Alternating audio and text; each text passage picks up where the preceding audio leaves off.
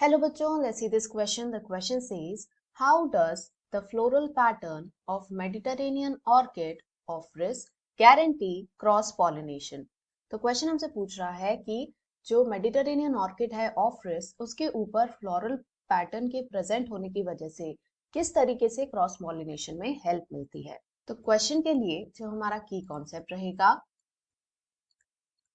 It is going to be cross pollination.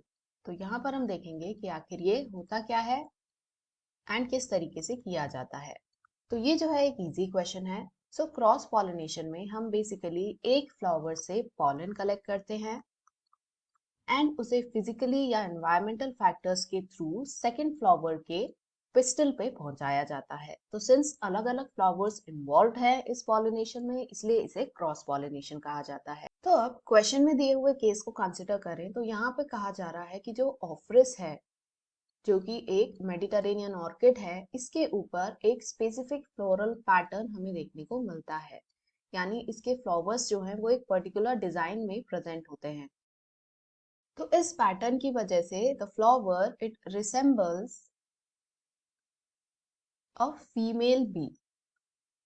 तो इसकी वजह से क्या होगा कि जब भी कोई मेल भी उस फ्लावर के पास से गुजरेगा तो it will feel like the flower is a female bee and so it will copulate this flower that resembles the female bee. तो इस तरीके के फॉल्स कॉपुलेशन को सूडो कॉपुलेशन कहा जाता है।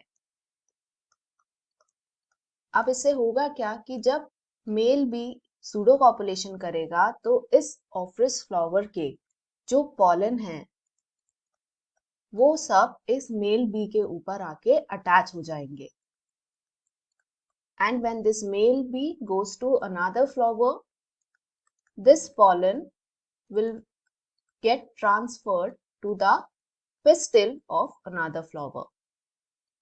So this is pistil of flower 2 and this is the pollen of flower 1. तो since एक फ्लावर से दूसरे फ्लावर पे पॉलिनेशन हो रहा है तो इस वजह से ऑफरिस के फ्लोरल पैटर्न होने की वजह से सूडो कॉपुलेशन के थ्रू क्रॉस पॉलिनेशन करने में हेल्प मिलती है। तो क्वेश्चन का यदि हमें आंसर देना हुआ कि how does floral pattern help in cross pollination, तो इसका आंसर यही है कि the floral pattern give resemblance to female bee which leads to pseudocopulation and transfer of pollen from one flower to the pistil of the another flower. तो यही रहेगा हमारे question का फाइनल आंसर।